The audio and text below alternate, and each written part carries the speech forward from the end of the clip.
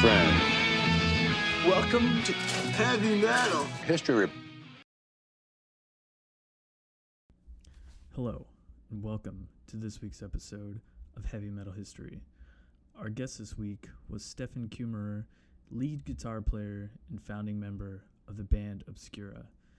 Steffen came on our show to not only discuss their new album Diluvium, which comes out July 13th, but all their other records as well. We kind of hit each one in different ways over the course of the conversation.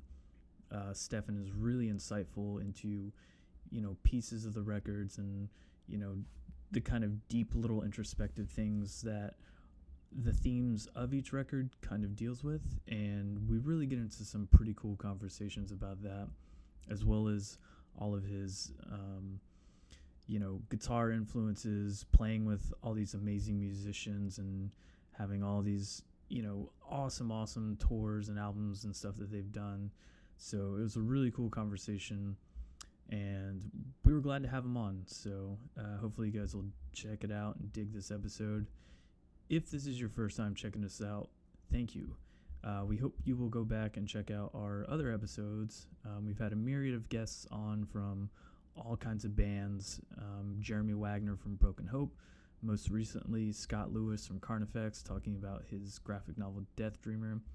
We also do history episodes where we go month by month and talk about all the records that were released in that month, in that year, and kind of break it down and get to the behind the scenes and history of those records.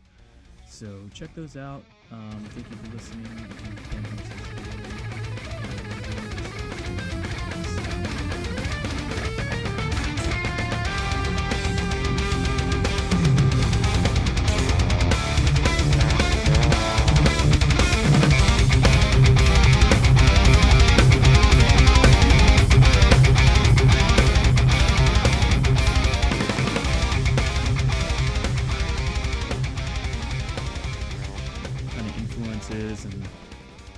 just kind of go from there. Cool. That fits very well because I play in a band and, well, I have a new record. Perfect. All right, so the one thing we'd like to start out with, just to kind of get the conversation rolling here, what were kind of your first influences that got you into heavy metal, like those first bands, those first records that you remember hearing, and how did you hear them? That's actually a quite funny story because I grew up in southern Germany in a city called Landshut, where the band also was founded. And we have a fantastic library with all records from Slayer to Megadeth to Metallica, and also a couple of grunge records. So I'm not sure who worked back then over there, but basically I picked up hella weights from a Christian library. And from there it was not a very long road down to more extreme metal. Like in the late 90s or mid 90s, I grew up with basically all the Scandinavian black metal, black death metal, like of course Dark Throne, Emperor, Dissection, At the Gates, as well as all the American, I would call it early wave of technical death metal, like Atheist, Death, of course, Pestilence. Okay, they are from the Netherlands. Sorry. Why did I stop? Cynic, of course. But when I really picked up a guitar, it was definitely Chuck Schuldiner and the band Death, and the record The Sound of Perseverance, and Cynic, Focus, the Human album, Symbolic albums, both from Death. So around this era, I started to pick up a guitar, and well, now I'm here. Yeah, you were fairly young when you started out, like 15, 16 years old, correct? Yeah, I bought my first guitar in March 2002, and in October we founded Obscura, back then under the banner Illustrious, like the first demo, but this is my first band. I never played in another band before. That's crazy, man. So when you first started like playing guitar, were you like mainly self-taught, or you went to school for it a little bit, correct, as well? But with like different instruments? Yes, when I was 9 or 10 years old, I got picked up to visit a boarding school for musically gifted people. Hmm. And I got somehow picked up by the school, I remember. I somehow got an application, and I went there, and I went through all the exams went to this school. So there was a certain way to prove that you're able to do what you're able, at least at the age of 9 or 10. And there we had to learn to sing in a choir, in solo. We had to learn piano. At the later point, we had to learn a second instrument. And the funny thing is, I also play in a black metal band. That's why I have to tell the story. My teacher at that time was the brother of Mr. Ratzinger, the Pope. Oh, wow. So it was the other Ratzinger. So that's quite funny. And a good story to tell. But I got kicked from the school a couple of years later. And then I stopped making music completely and did completely other stuff. And when I started to listen to all this heavy metal and death metal stuff, I then picked up a guitar. And of course, I had it a little bit easier than other people who started to play guitar because I had all this knowledge from playing piano. So I just had to take, a couple of months and years to translate everything I learned on the piano to the guitar, to the different instrument. But I basically learned on that boarding school back in the day how to use my ears. So at that time we had to make a test, I guess I don't remember correctly, I think every 2 weeks or something, that the teacher was playing a certain melody and you simply had to write it down without the root note or anything. And that helped a lot and educated the ear, so to say. And this is something I'm still profiting from back in the days. We haven't had too much, at that age, of course, not too much knowledge about harmonies, or of course the standards, but it was not that deep like studying music at the age of 20 or something. But at that time it was really a good step and also helped me playing guitar. So when I hear a detuned guitar, I definitely can tell you it's detuned.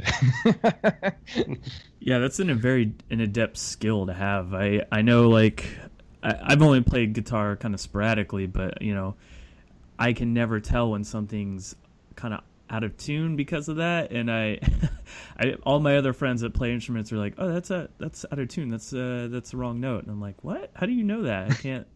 I can't pay or notice it as good as that. But yeah, that's a good skill to have, man. I'm kind of jealous of people that can do that, to be honest.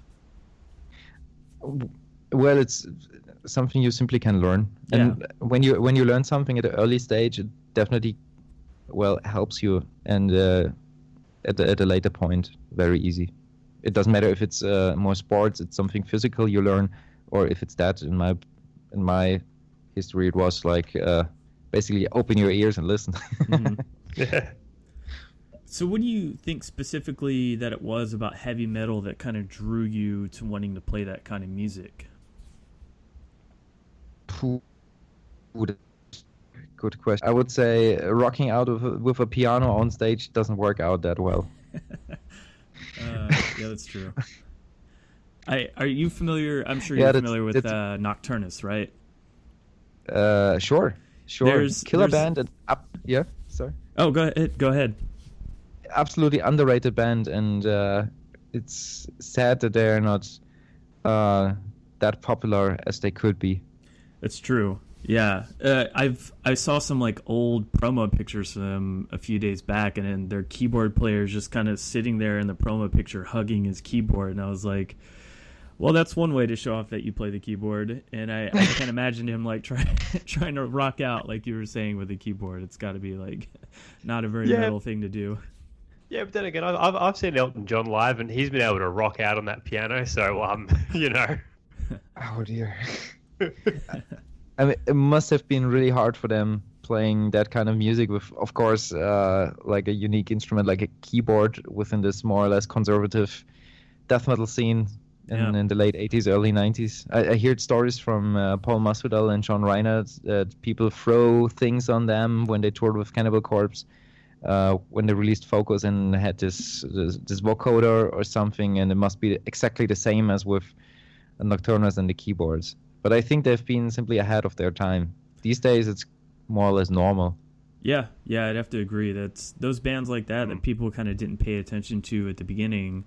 You know, a lot of people are kind of taking those little bits of inspiration of those bands doing that and inputting it nowadays, and it's a lot more accepted. And I think people are at least trying to be a little more open-minded with like the kind of stuff that gets into metal, at least from some aspects. You know, there's still those bands that it seems like things are a little too serious and they can't kind of go outside of a certain box, but I don't think Obscura is one of those bands. You guys definitely try all kinds of things and do all sorts of different little styles and flourishes within your music, and it's a lot, I guess, a lot more open in that respect because you have all those little inspirations to kind of pick and choose from.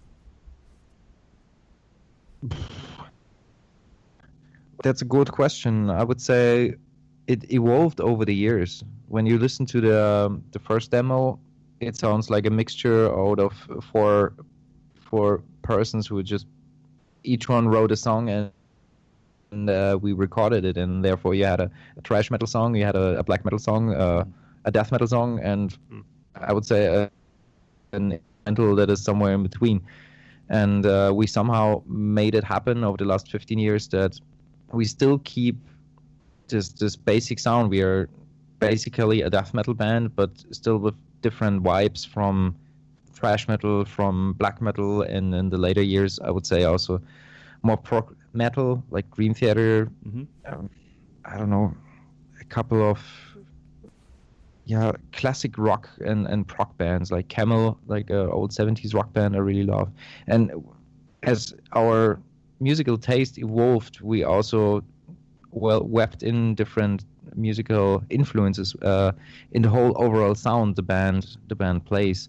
But the key was always being a death metal band. What other influences are is always a little bit more open-minded. But before you are able to write music with all of those influences, you simply first have to learn to walk before you're able to run. And I would say within the first 10 years, we basically made our homework. We learned how to function as a band and also find our own style. And in the last 2 or 3 records, I would say we evolved into having a, let's call it, signature sound or a band. And then it starts where you can open up a little bit more and having an eye left and right for different influences. Like, as I mentioned, all those, especially in the rhythm section, we are extremely open since Sebastian Lanza joined the band, and I think there's no way to end. And I don't know how the next album will sound, but we always try to be a little bit open-minded and write diverse and creative music at the same time. I don't want to repeat the same album, and I don't want to write a one-dimensional record where, I don't know, there's one blast beat from front to end. That may work for Marduk, but it would not work for us. Like, people would sleep in front of the stage, probably. So we just do what we feel is right to make a bottom line. Yeah, I agree with your sentiment, too, that your past few records have definitely come into their own. And not only that, they each sound different from the last one. And a lot of bands, I think, struggle to do that these days. You know, they either want to just keep writing the same record or, you know, I think it's really hard to find that area where you can grow. And I think from my perspective, what I see is the fact that you've worked with all these like incredible musicians, and now having like Raphael and Linus in the band too, it's just like elevated you guys all at the same time, you know, kind of like iron sharpens iron, if that makes sense. It absolutely makes sense. And also, as you mentioned, the change in the lineup over the last 10 years always helped. It should not sound bad in any way, but it also changed a little bit the influences of the band, and therefore changed the direction a little bit, because everybody in the band, whoever played on which record, had its or his influence on the songwriting. And also, if there's a certain signature riffing or a certain way how we arrange songs or something that makes the band sounding as it does, each member has his very own musical background and identity, and I want to have everybody who is playing on an Obscura record to show that his own identity. If it's in soloing, if it's in drumming, if it's in, I don't know, with Jeroen Dasseling and Linus Clausnitzer in this certain fretless bass phrasing or something. I want to have those people with their own identity, and of course this also changes the vibe and the sound of the overall album. A very good example is, now I'm talking about Death again. Mm-hmm. You have with Chuck Schuldiner, a guy who wrote all the music for the last, I guess, 4 or 5 records of the band. Yeah. But if you simply hear, and his riffing is very unique, and if you see the riffing from Human and the riffing from Symbolic, it's very, very similar because it's his voice. But what makes the albums definitely sound completely different is, in my opinion, the rhythm section with Sean Reinhardt and Steve DiGiorgio on the Human album. It sounds completely different than with Gene Hoglan and who was the bassist then? Clenenden, Scott Clenenden. Yeah. Yeah, 100%. Yeah. And this is here pretty much similar. I'm the last guy who is in the band since the very beginning, that's true, but everybody else has its very big influence on the overall sound. And if those musicians are not playing the music I play, but we are writing music together, and that is what happened on each record, of course it changes the overall sound. I'm simply more or less show the direction, what is working on in this universe, what we have as a band, and what is rather not working. So I think a Humpa song would not work very well in our sound. I think it's good, though, that you can let each musician kind of have their own voice in the band, but still able to keep that cohesion of what the band sounds like and push it forward at the same time. Because, you know, not with every band, but, you know, when you get new members in, some people want to just kind of control and be like, this is my band, we're going to sound this way. That's kind of it. But, you know, when you're working with musicians that are so talented like that, I think you'd be holding them back if you just kind of were like, well, we're going to write this song and play this way, you know? It's always a group then, I would say. It's very demanding playing in a touring band these days. And of course there's barely any revenue from it. Of course, you get a certain amount of cash when you finish a tour, if it's a good tour. Yeah. Sometimes in the early days that didn't happen, and you put so much time and effort in it, and if you are simply a hired gun to repeat music of somebody else who recorded and wrote it, it's simply frustrating, I would think. So I want to have everybody who is playing in this band having a certain role. It's like everybody has its very, very own, let's call it jobs. Like you're the drummer, you're playing drums. You're the lead guitarist, you're playing bass. But at the same time, for example, talking about lead guitars, I never told any lead guitarist what he has to play on a record. This is a good example I sometimes talk about. Yeah. If you're playing on an album like this, of course you want to put on your own stamp, your own identity in it. And it would be stupid if I go there and tell the guy, hey, you have to play it like that or play it like this.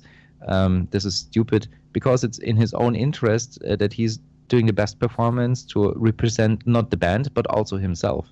And this is what I tell the guys all the time. It doesn't matter if it's the drummer, the guitarist, or the bassist.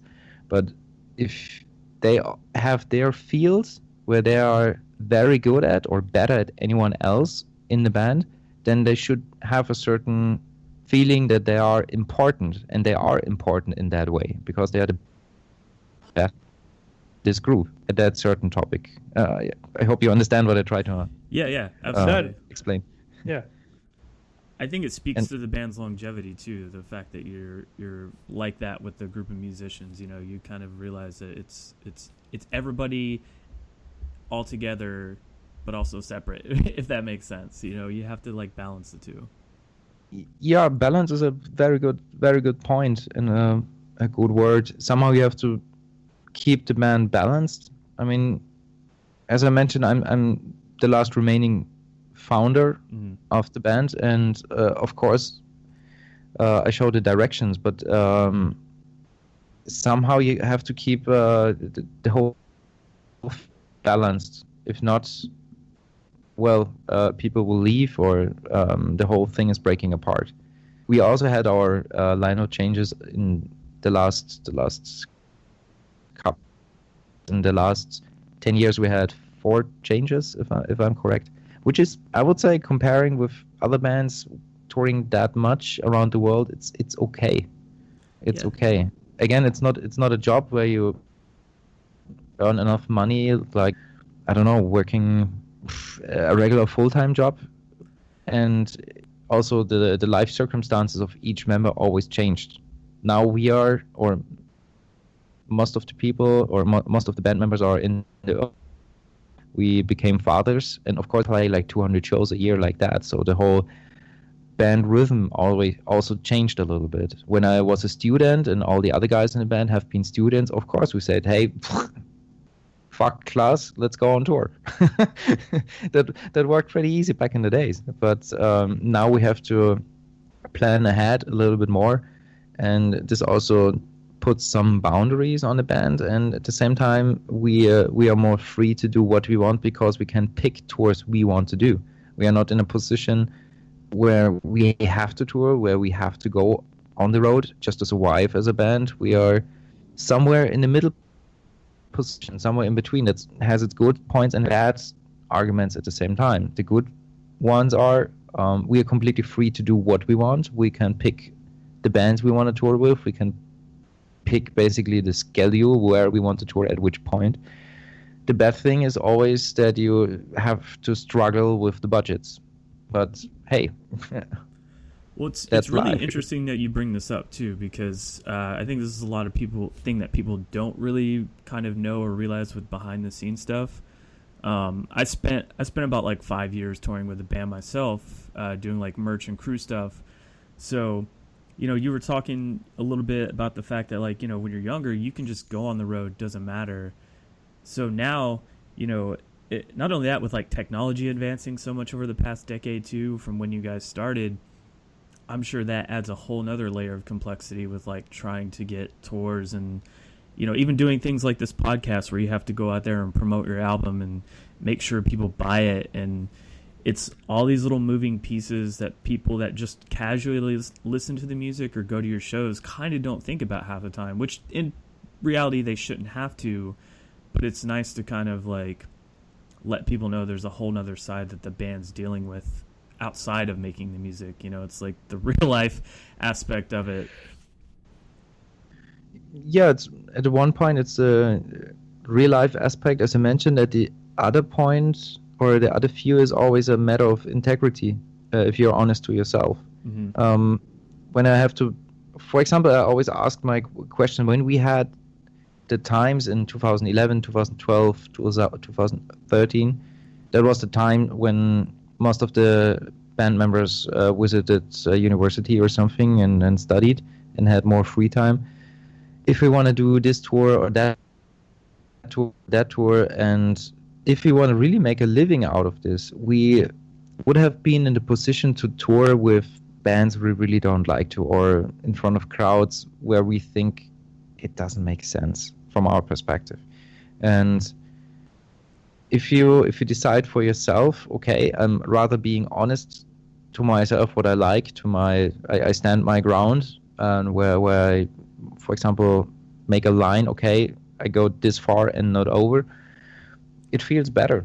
And this is also an aspect I hear from many bands. It's not about only about the budget. It's also about what you want to do by yourself as your person, as your character. If you, simply said, if you want to sell yourself or if you want to stay true to yourself. That's a big question. And this is also what I hear from many touring bands. And it doesn't matter which level, if it's a band that is playing in front of 40, 50 people a night, or like 500-600 a night. This is something I hear very, very often, and also sometimes makes people struggle and then stop touring. Yeah, it's hard too, because you never know what the crowds are going to be like. especially like depending on what time of year you tour. You know, typically, obviously, like a winter tour is not going to be as great as like a summer tour. But then with summer tours, you're competing with like all those big festivals and summer slaughters and things like that. And Yeah, well, even over in Europe right now, I mean, it's probably just kicking over to summer to like all the festivals right now, I imagine. Yeah, here's exactly the opposite. Like touring in Europe is, I would say, from October to March, and that's it. In summer, if you're doing a tour in summer, you're stupid. Because everybody's going to the festivals, and on every weekend there's you have the big names like don't have to mention like Wacken or Hellfest, but also Summer Breeze and Forta Rock and Sweden Rock. There are hundreds of festivals that are somewhere between 10 and 50,000 people, sometimes even more. And if you're trying to compete with them, ain't gonna work. Yeah, it's nearly impossible. I can't imagine like all the little pieces you kind of have to figure out. But I will say your guys' tour that's upcoming, like the bands you have on that, I mean, that whole tour package is just solid from front to back. How did that come about? Like, did you choose all the bands on that tour, or was it just kind of like, this is what we have and, you know, this is when you're going to do it kind of deal? Actually, both. So Gotcha. We pick all the bands for our headlining tours. Mm-hmm. So there's we don't have a management. We do everything by our own. Since we never had a management, we always do everything by our own. We know most of the bands in person. We on this particular package, we asked Beyond Creation because we toured with them in Europe 2016, and I know the band when they opened up for us in 2011 or 12 as a local band. Mm-hmm. And the same goes with Archspire. We toured with them in Japan earlier this year, and with Deaf to All, through Deaf to All, I know Max Phelps, who is a singer and head of Exist. And the only band I didn't know, but I only hear good things about, is Inferi. Yes. And I hear the latest record, and it's killer. So I wanted to have this band on tour. So we simply wanted to make a tour package that is somehow interesting for everybody who is listening to like extreme metal or death metal or tech death, prog death, and make the ultimate package, so to say. And at the same time, we also only pick bands we either like or we think that fit very well to the package. And that's something that's now we are back at that point I was just talking about a minute ago about integrity. We always pick bands that are not that huge, and we want to give them a certain chance to present themselves in front of a bigger audience and a bigger crowd. We always try to, motivate the fans to come earlier to the show, because it's not only one band playing. It's like, in that case, it's 5 bands. In Europe, we always have 4 bands. It's a whole package people are coming for. And we always try to give a band or 2 bands that are not very well known a chance to present themselves. That's what we did with Exvius in 2012, when they never even haven't had a record deal or anything, and they made a very good way. We invited Beyond Creation to their first European tour in Europe. We invited Rivers of Nile for the first tour in Europe, and so on. And this time it's simply Exist and Inferi, who we really like as bands, and in terms of Exist also as persons. So we basically do exactly the same what back in the days Cannibal Corpse and Children of Bodom and Black Dahlia Murder did with us. They invited us as opening bands because they liked the music and they liked us as persons, and we try to give something back. And we also always make sure we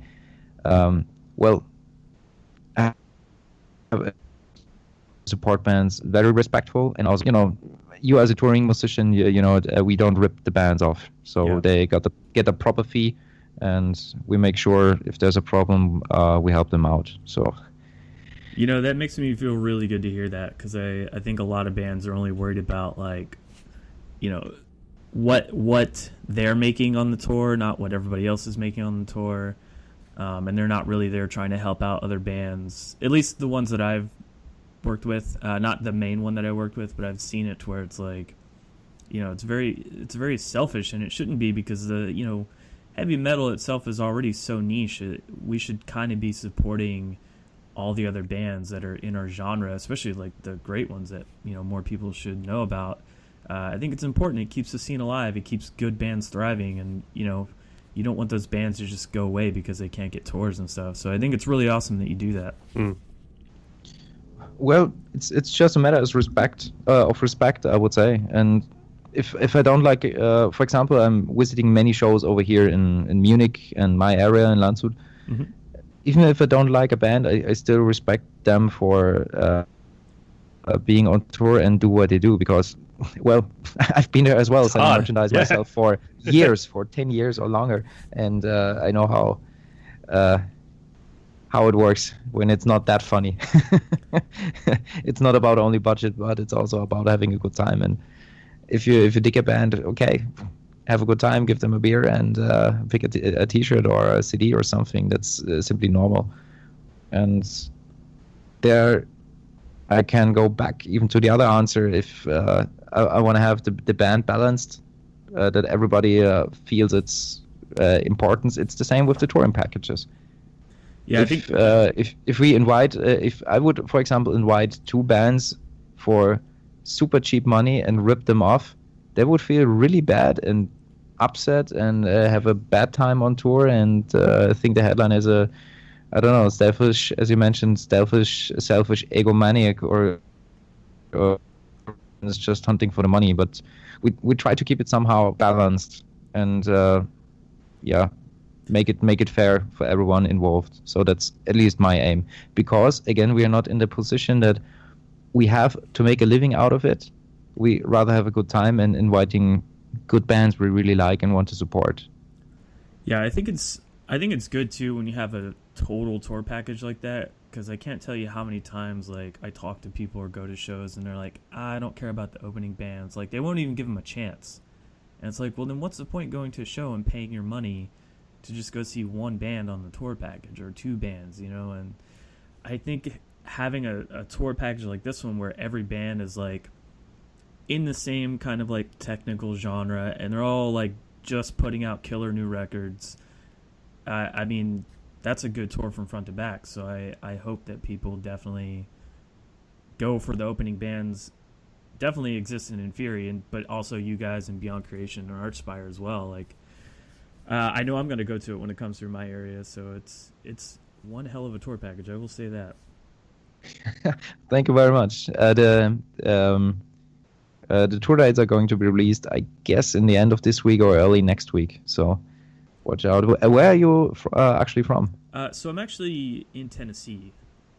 Okay, we play in Tennessee. Yeah. Malcolm, I know Malcolm actually from Inferi. He was on our podcast a while back. He used to play in this band, Endful Darkness, or I think he still does. I'm not sure what's going on with them. But and Loathing Requiem, like all his projects have come through here and played like quite often. So good band. They are.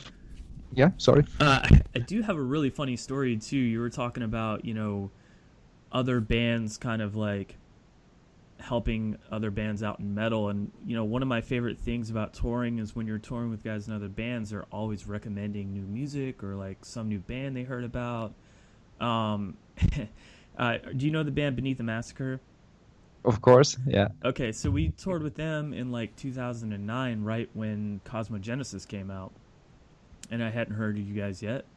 But Chris, we were staying at his place while we were touring Canada, and every morning when he would wake us up before we had to drive to the shows, he would blast that album as loud as he could as like our wake-up song, and then like just all day, that's all we were listening to is that record over and over and over again. And I was like, dude, this band's great. So like, I have him to thank for like finding out about you guys and also being my alarm clock for like a month straight. You know what?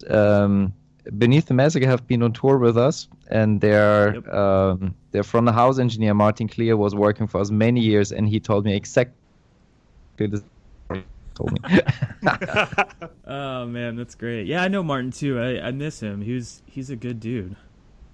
Yeah, he lives in Berlin now. I'm in touch with him more or less regularly. and that's so cool. He's working for Stick to Your Guns. And when we had a break in the band in 2013 or something, until then he was our regular front of house engineer and tour manager for, I don't know, tours in, I guess, North America, in Europe, in Japan we have been, in Indonesia, like a bizarre tour through Southeast Asia. Phew. And we needed that angry Canadian. Hey, you know what? He's good at his job, though. He gets stuff done. That's what I always liked about being around him. Yeah, he's actually a good friend. So also the guys from Beneath the Massacre we invited for our second tour in Japan. Yeah, I remember that. That was I heard when I last talked to Chris, it was about a year ago. He said that they're working on new stuff. They're not trying to rush it out. They're just kind of doing it at their own pace, and when it gets out, it'll get out. But I'm glad they're doing something again. Funny guys for sure. Yeah. So one thing I actually wanted to touch on, because you talked about Death and Chuck Schuldiner being a big inspiration for you in all those records. How surreal was it for you to be playing in the Death to All kind of tour and playing live all those songs? Well, one of the best experiences in my life so far. And I'm already old, so. No, that was killer.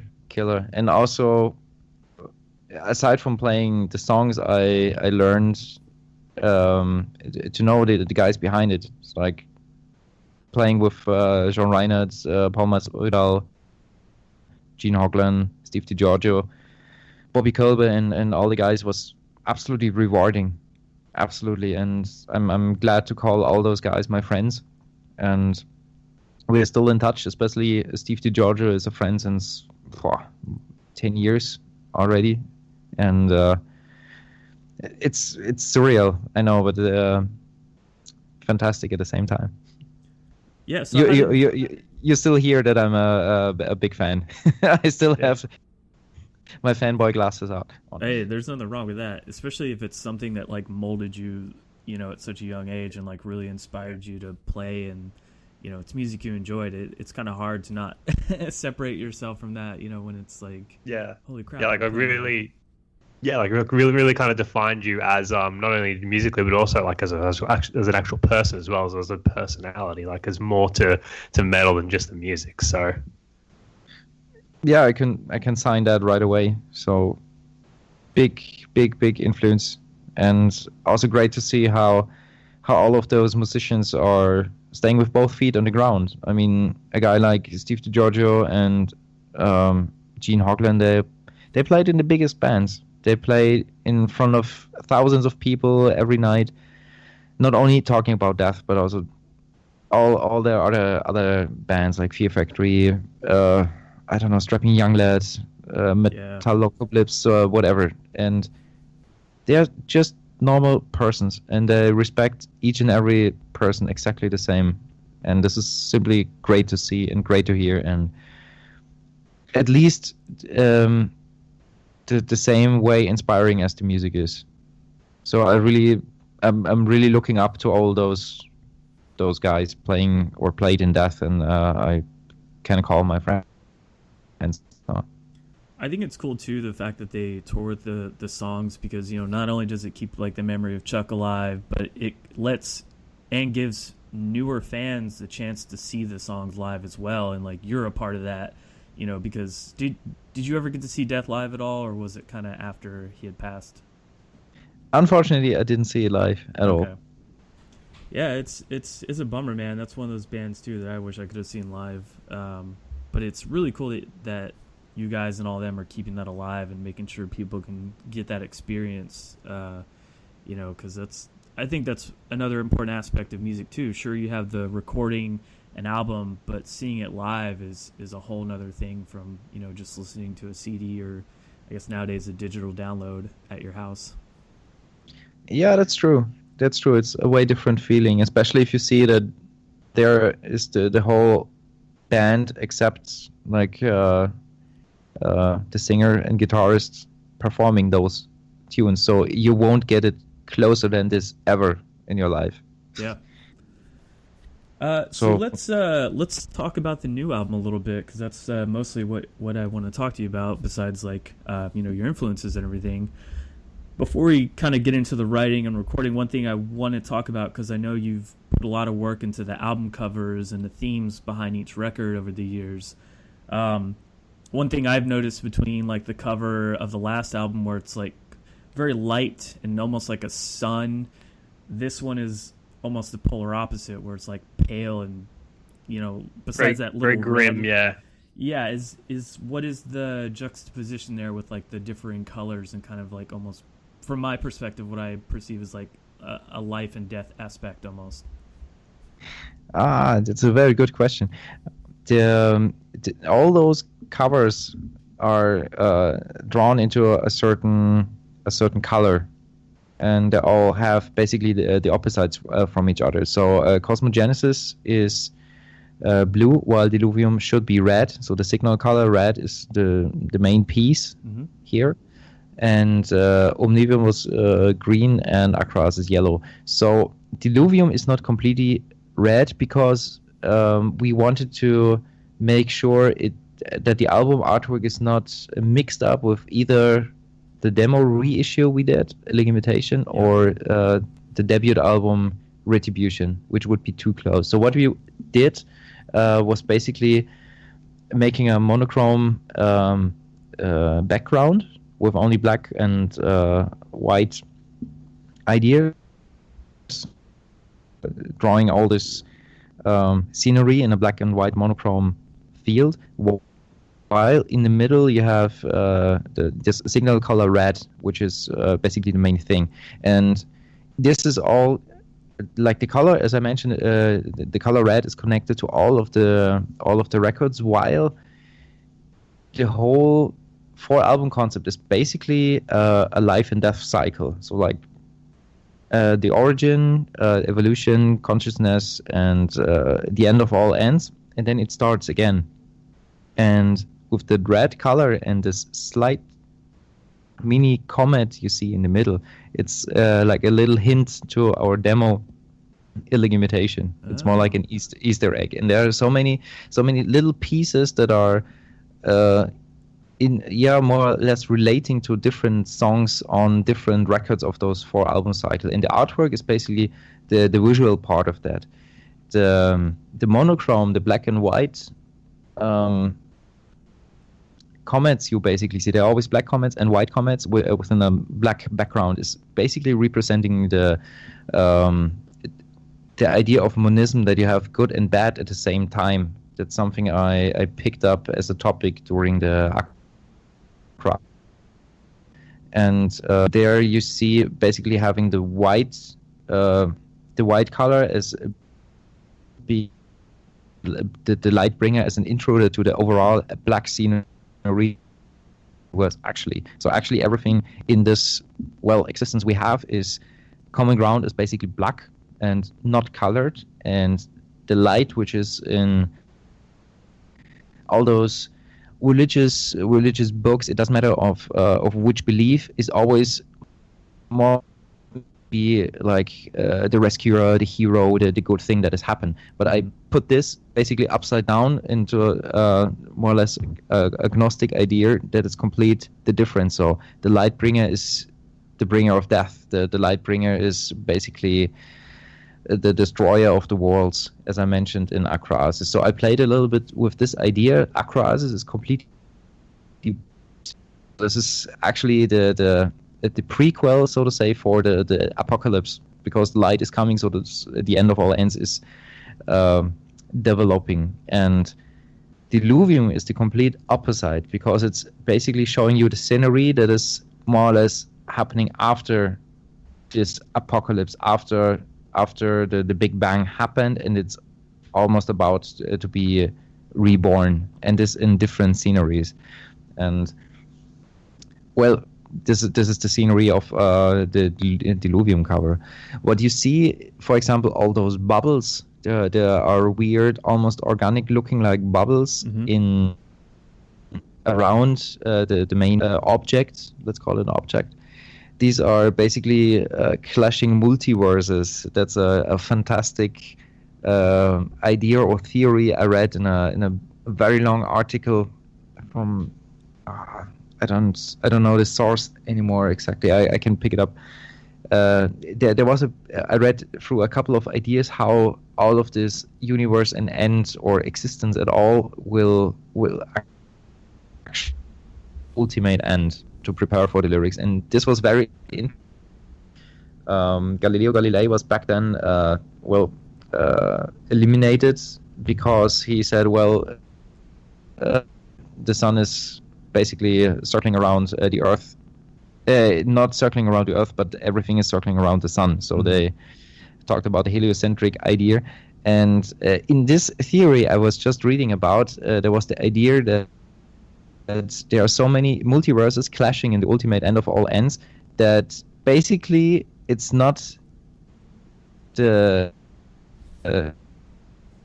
basic idea, the bottom line from the story, to finish all of this monologue, is that not the earth and everything is around circling the sun, but when all of those universes clashes, it's basically the state of mind that all the universes, including the sun and everything around, is circling around the earth, which completely makes everything they did in the last 2,000 years of science putting it upside down. And I thought that was so funny. Okay, let's make a song about it. And that's Ekpyrosis.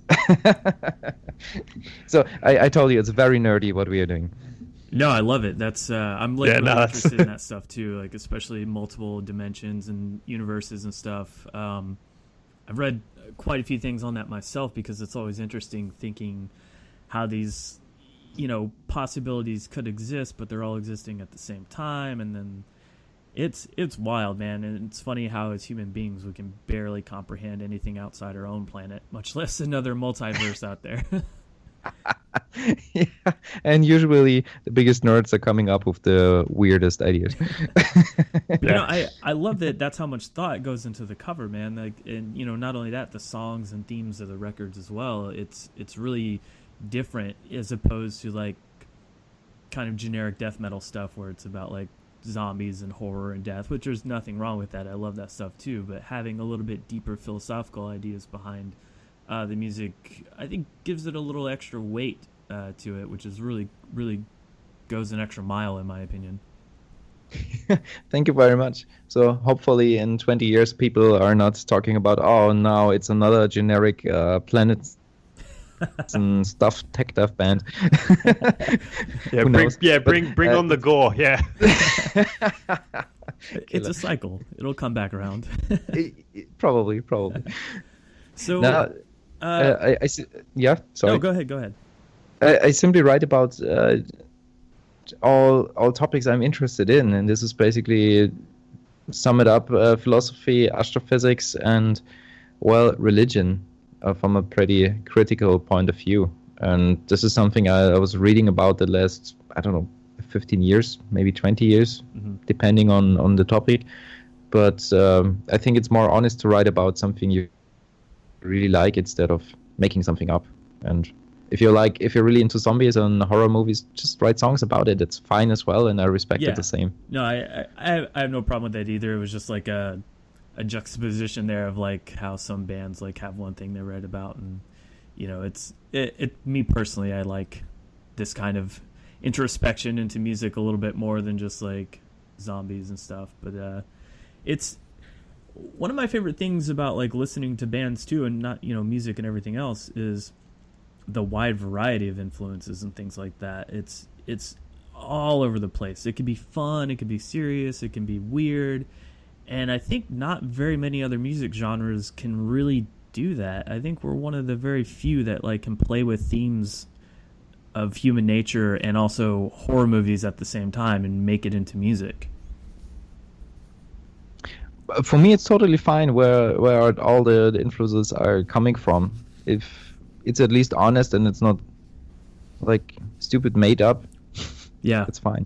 But on the other hand, there are a couple of stupid bands that are cool as well. So when did kind of the writing process begin for this record? I know, most bands typically are always in a constant state of writing stuff, or, whether it's guitar or lyrics or all that stuff. but was there like a set thing in mind, or was it exactly like that? Like once the last album had kind of done and you finished up the cycle, it was just like, look, we already have some of this stuff started. Let's go with it. It was a little bit planned. So we had a certain time frame when we wanted to write the record, but we can't force finishing or writing songs, and it's not possible to plan too much on that. To be honest, I don't want to finish an album at a certain time and then it's half-assed effort or something. And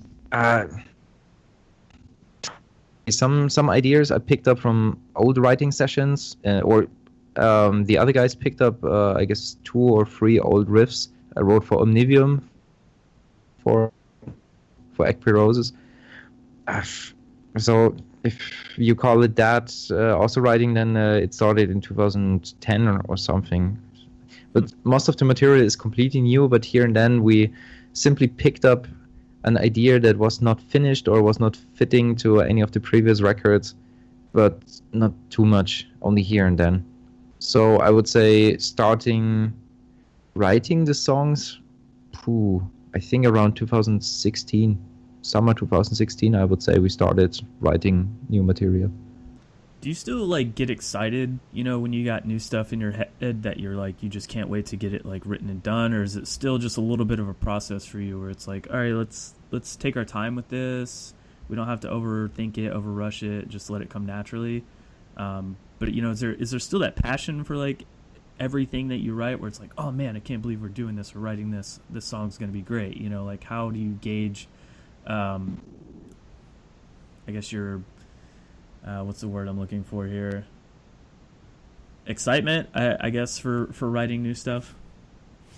There's still a bit of a passion for writing music. Yeah, of course. I still have the passion for writing music every time, and writing a song in this band is not that easy because we don't live in the same city. So usually everybody sits at home in his studio or workplace and starts handing around ideas and then presents everything to the other guys, and then we start making a big pre-production with all lines, writing everything down as sheet music. And well, it is this complete analytic point of writing music is not something I like too much. It's fine, it's necessary. If you have to write down everything you compose, everything you put into a pre-production, it's part of writing the songs, in my opinion, because then when everything is written down, then we start to analyze it again and start working out all the small, tiny details. But what I really like most, and what is the most relieving about writing songs, is simply sitting with a guitar and working on certain riffs, and then at a certain point it makes click and you have the whole arrangement in your head, and then you start putting all the puzzles together until you have the final song. And sometimes you're sitting nonstop for 20 hours in front of the computer and finishing your first glimpse of an idea to a full arrangement that is finished. And this is definitely rewarding, and I still love it. I just think I have not too much time for that these days anymore. But I still love writing music, and there's only each song that's on the records I had my fingers on is something I really stand behind it and I really love. Everything else just went straight into the trash can. I think one of the things I love is, like, especially with bands like yours that are really technical, is you do kind of have to break down those songs and the notes that are being played and how fast and the time signatures and everything, and how much of that comes down to music theory, or just maybe not necessarily what sounds right, but what would go better with each other. Music theory is completely necessary for that. Mm-hmm. The first idea when I write an arrangement is simply out of my gut feeling, but then there's the second part where you have to analyze what you actually did, and then maybe optimize second layers, third, fourth, fifth layers of guitars, bass lines, and then there's the big question about how you bring this live on stage if you have to rearrange something. The last part is always the vocal lines, and if there's enough room for everything, and then we're starting thinking about like a real engineer. When I sit in front of a computer and I listen to a song and I see, okay, here I have this certain frequency space. Okay, this might sound a little bit dull, so let's put something else in it, or let's change the riff, because then there's enough room for a second, I don't know, acoustic guitar line over it. So this is really complete analytic. Also funny sometimes, but it's not that authentic click that finally got a new idea put together, and you just being spontaneous and write everything that comes out of your mind and falling on your table on with a guitar somehow into melodies. This is something I really like the most. But everything else, like music theory, is very important as well. Otherwise, it wouldn't be possible to play music like what we are doing. Yeah, it's. I always like seeing the juxtaposition nowadays with these kids that are like self-taught, learning stuff off YouTube videos, and they're still like really amazing guitar players. But then you have the more traditional people that have like learned all the theory and gone to school for music, and their kind of abstraction of how they break down music is so different from somebody who learned off YouTube, but the skill level is almost the same, if that makes sense. Well, there are always different ways to make music, and also in our band we have complete different ideas how to make a song. Mm-hmm. And I mean, nothing is right, nothing is wrong. If there is a kid that doesn't know anything about music theory but can shred his hands off while playing, I don't know, Necrophagist 3000 BPM faster, then it's really something I have respect for, because it's a lot of effort he put in, and from a physical point of view, it's absolutely demanding and killer how he can pull it off.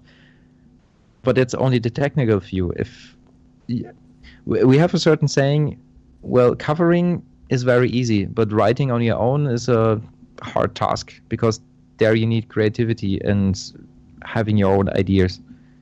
Copy and paste, that's easy. But doing something on your own, that's something you have to develop on a long term. And then there, it doesn't matter if you have a lot of knowledge in music theory, or if you just play as a self-taught musician. Doesn't matter on which instrument. I know a lot of people who are really well known in the metal scene who don't have a clue about music theory, but at the same time they have a very original own voice and original own playing style, because they didn't went to a school where everybody told them, oh no, this is wrong, this is right. And on the other hand, I know a couple of musicians that basically can play everything, but they don't completely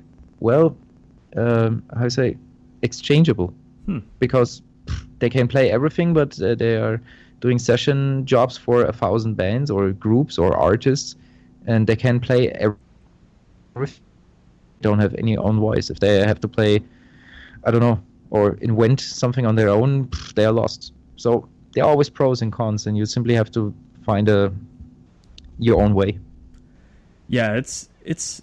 I think any kind of level of musician that like is in that kind of vein, I mean, it's mind blowing to me, because like I've always only ever passively played guitar. I never got super great at it, but the amount of skill and level of technicality that goes into it, it's just mind blowing. So that's why I admire bands like that, and I'm more drawn to bands like that because I love seeing the musicianship. I mean, it's just, I've always been into those like kind of shred videos or playthrough videos, even back when they were on like DVD and VHS. Long time ago. Oh yeah. So you have everything demoed, I assume, before you went to the studio, or were you guys still kind of writing as you went into the studio, or was everything ready to go? Well, everything was completely worked out to the last note. And in the studio, of course, it's always a matter of budget. But when I go to the studio, I want to have the whole creative process being done before. When I go to the studio, every musician has to simply concentrate and make a good performance, like a perfect performance. This is more important. This is why you pay money to be in a studio. Yeah. Everything else, like arranging and thinking, oh, how can I play this? How can I play that? This is part of being prepared, in my opinion. So, has there ever been a point where you're in the studio, maybe not necessarily on this record, but a past record, where like there was a lot of like struggle kind of going in and like things weren't working out right and you had a lot of problems recording, or has it always been like fairly seamless, like you got it down and no problems as far as recording goes? No, we had a couple of issues here and then, and luckily we always found a solution. But we always had different problems, so to say. Mm-hmm. It's we don't make the same mistake again.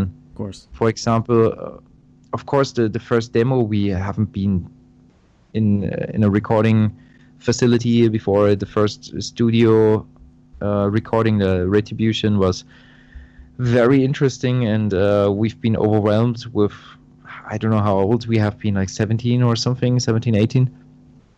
And how that worked, and that also caused, it's looking back, a couple of issues because we simply haven't been experienced at all. And on Cosmogenesis, what was in Cosmogenesis? I had to play almost all rhythm guitars because on short notice the other guitarist had some exams at the university, so I was sitting there and playing like, I don't know, 7-8 songs of the whole record, and just prepared 4. And on Omnivium, what happened there? Omnivium, we haven't had and we went basically with all the material written only on sheet music before making demos or anything. We went to the studio, and then in the studio we had to rearrange all guitar parts because they were not possible to play. So that was a hard production. That's a lot of work. Yeah. Yeah, and also a little bit frustrating in the studio because it cost so much time and everybody was under pressure. That was not very cool. And on Akrasis, we had a problem with a guitarist who was simply not prepared and refused to enter the studio and tried to record everything at home and delivered corrupted files, and we simply fired the guitarist during the studio sessions, and I, as well as on Cosmogenesis, had to re-record most of the stuff. That was very frustrating, but well, shit happens. Yeah, I think a lot of people don't realize like all the work that goes into that kind of stuff, and you're the ones that are having to deal with these problems while worrying about putting out the end product at the same time, and these little hurdles that you overcome.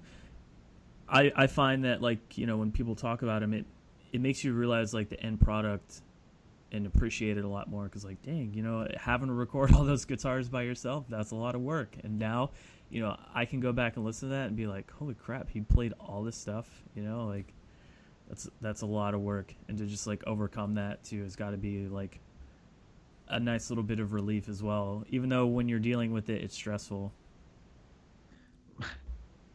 Well, that happens on each of the bands. I barely know any band, or I also know a couple of producers who also have the same stories. Mm-hmm.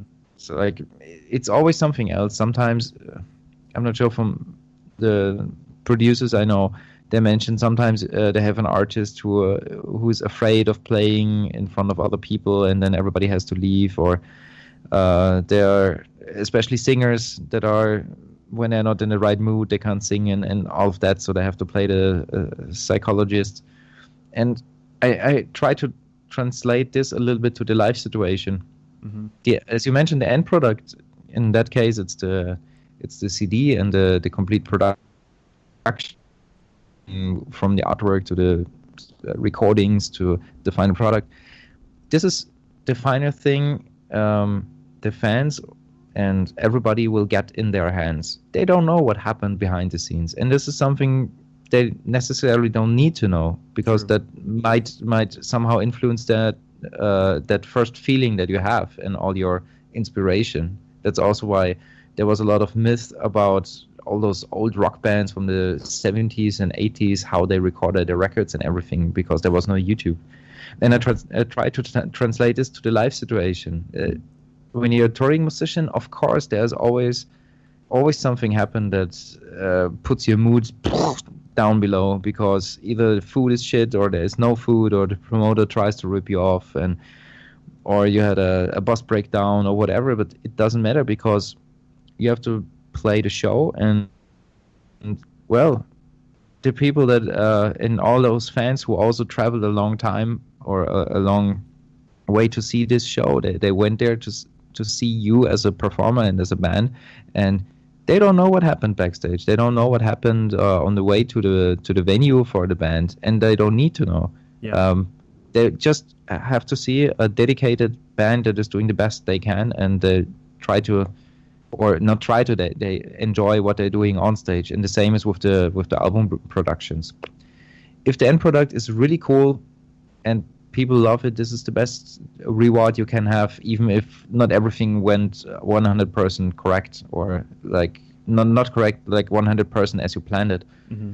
Doesn't matter. I mean, it's fine, as well as with the shows. And sometimes if everything went bad before a show, you go on stage and afterwards it was the best show of your life. At least that's what you feel. And the same happened with the record sometimes. Yeah, because I mean, you know, playing live, that's got to be not only just like a stress reliever, but it's like you're putting your art out there for everybody to hear finally in a live setting, and it pays off all the work that you just spent 2 years doing. And you get to do that, you know, every night for 30 days or a year or however long you tour on that record, and it pays off every night, no matter kind of what's going on in your life. And I think that end product is kind of the best. The live end product, is kind of the best part of like all that work.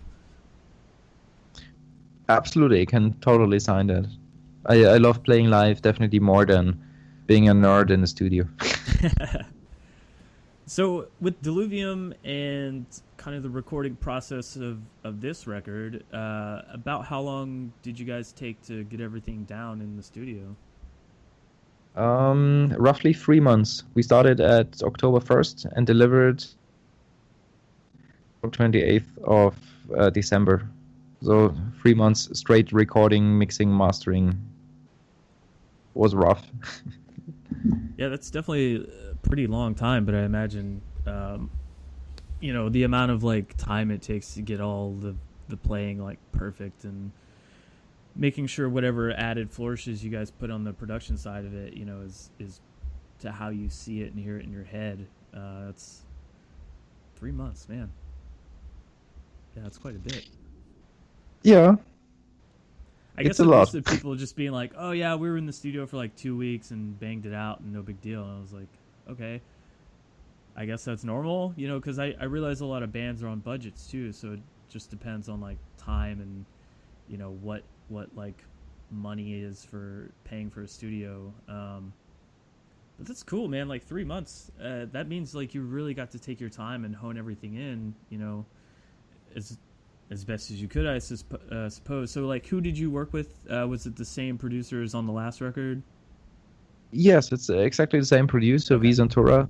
He also recorded everything, or has been involved in the production since the first demo. So we basically work with the same producer since 16 years. Nice. It's good you can keep the same people around. You know, I think that really helps to like honing your sound and, you know, evolving it, because they've been there just as much as everybody else in the band. Yeah, definitely. And he knows exactly what we want, and we know how he's working, and it's simply easy, very easy to work with. So there's a guitar part or riff section that I kind of want to know a little bit more about with the very first song on the record, Clandestine Stars. It's like that last little minute to 45-second chunk of the song where it's just like this constant time. It seemed, I'm not like a super in-depth musician, but from what it seems like, it's like these really slick time signature changes and like into different riffs. And who came up with that part of the song? Because it's, I mean, right out of the bat, that's the first song you hear, and I was just like kind of blown away by that last minute of the song, as well as the rest of the record. But I was just like, whoa, what a way to start off the record. The opening track was composed by, I think, Rafael Trujillo and Linus Klausnitzer. Okay. The two of them. I wasn't involved. I just wrote the vocals and all the choruses above it. But I don't know who came up with all the rhythms. So I don't know. Sorry. No, it's fine. It's just a very like you know, like there's memorable riffs that you kind of hear and you're just like, you know, how long is it going to stick with you when you hear it? And this is one of those that I've heard recently that's just like I have to keep listening to it because I'm like, man, this is like one of the most insane little guitar things I've heard in quite a while that I can actually remember. So that I hope more people pick up on it. That's for sure. With I guess with like, you know, everybody kind of composing different parts of the music and everything. What are your favorite songs to play that like you've written? Well, I like actually all songs on the record. Each song has its very well. Let's call it very own place on the record to tell a certain story from front to end. Mm-hmm. And at the moment, if I have to pick three, I would say it's Clandestine Stars, the opening track, because it's very short and very at the same time. And I really like Convergence because it's a more classic song with a killer solo section, mm-hmm. guitar-wise. And I really like the last song, like An Epilogue to Infinity, because it's a very unique arrangement and the first riff is simply killer. And I think we have to play that song live. Yeah. It's definitely a headbanging song, and which turns out into some craziness and chaos by the second part. And it's very interesting. I'm not sure if it works out live, if people can follow the arrangement, but I would say this is one of the more original songs we did, as well as it's a straight killer headbanging riff, which is not very common for a tech death band. Yeah, that's a good point. I never really thought about that. It's very rare that you hear like those riffs that just make you want to like raise your fist and bang your head. Yeah. Yeah, and you can sing Holy Diver along. Try it. All right, I'm gonna listen to that later and check it out. Yeah, I've only gotten to listen to it about 3 times, so I'm still kind of really trying to like dissect and like notice all these cool guitar parts and like added little things you've kind of experimented around with. I like more of the vocoder stuff you've been using too. That gives it a whole other like cynic vibe. I feel like too. Well, that's something we use since, I guess, since Cosmogenesis. Yeah. Yeah, that's true. I don't know. I guess for whatever reason on this record, I've like picked up on it more and like it feels more natural in the songs to me. But that's just my opinion of it. Not that they stand out in a weird way on the other stuff, but I dig it a whole lot on this record. Thank you very much. Yeah. We simply started to use it in a very different way. So what Cynic did back then, they basically tried to trigger the MIDI, the keys through a MIDI section. What we do is basically working out or composing complete choirs. So we basically use the vocoder as a real choir. So what we are doing is writing a complete choir section and then put on all those bizarre vocoder sounds over it. So it's more like a mix in between real singing and only vocoder. So we basically progressed a little bit from that what Cynic did.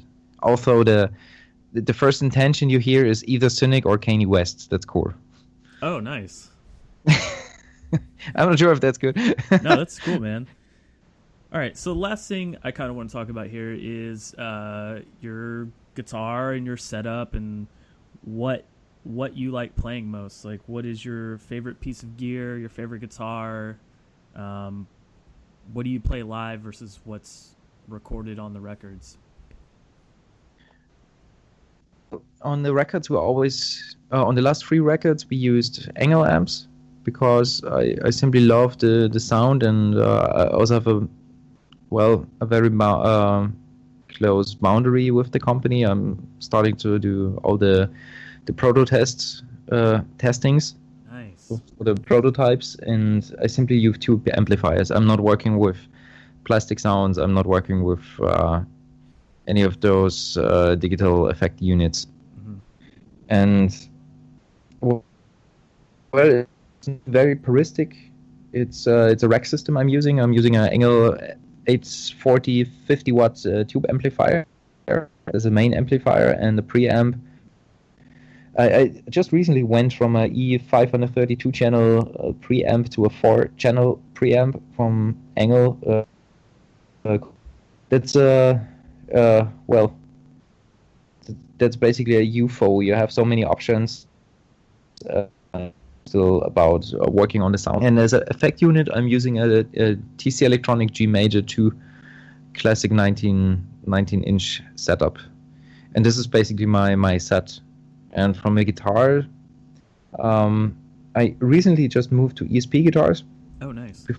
Before that, I used 15 years long a Polish custom brand called Ren Guitars. They build a certain shape for me as a guitarist, and now I moved to ESP and they build exactly the same shape. And until the guitar is done, I play I actually got 2 guitars from them so far. ESP2, it's like a middle class instrument, I would say, $2,200 US, and E2 M2, it's more a classic Strat, but from the custom shop with certain EMG setups. It's a EMG 57 and 67 for the 7 strings, and I'm very happy with that, especially those 57, 67 pickups, because they sound a little bit more like a rock band, and especially in the clean sounds we have on Diluvium, it's killer. It's really killer. And this is also the guitar I recorded most of the parts with. And the other one for the rhythm parts was that E2 M2 Horizon. Nice. Yeah, that's a lot of cool stuff. Like, so like, do you get more clarity out of the clean parts with that guitar? Is that more like what it is, or is it just maybe like just a little extra kind of oomph to it when you play it with the clean parts? Actually, the last in my other guitars, I always use the EMG 81 and 85 pickup set. It's pretty classic and common set most of the guitarists have, and I was always very happy about it, especially within the guitar distorted sound. It's extremely percussive and sharp, so to say.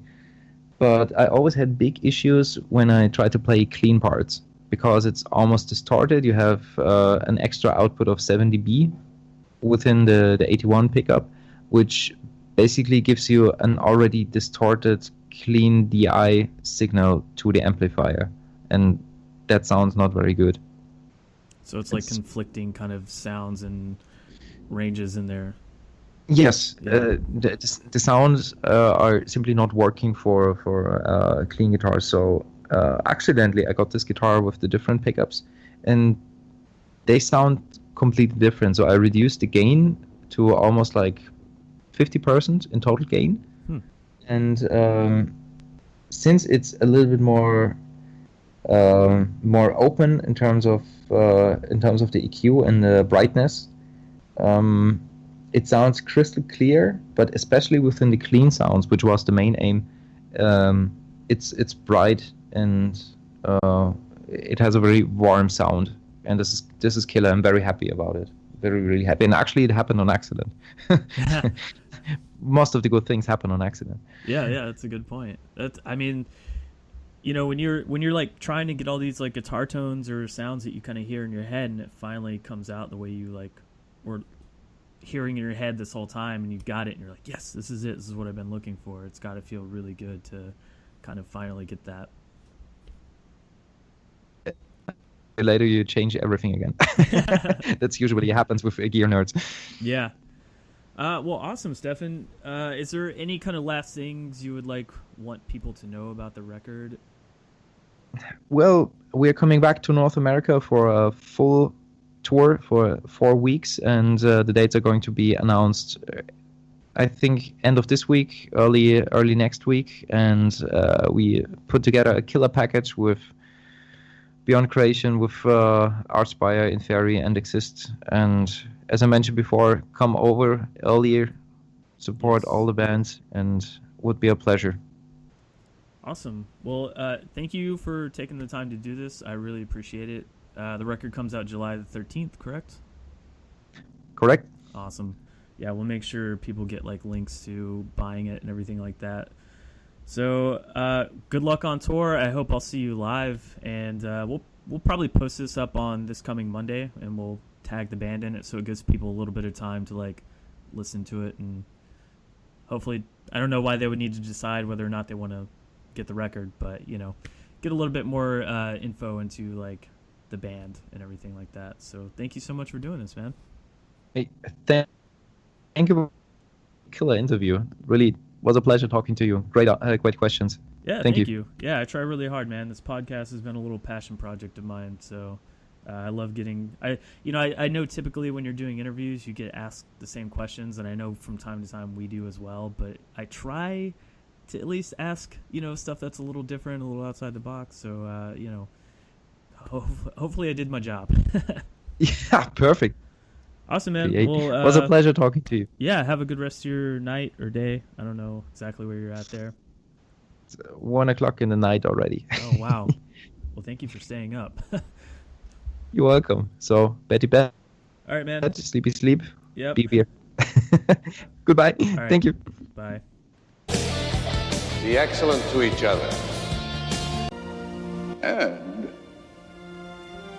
party on, dudes!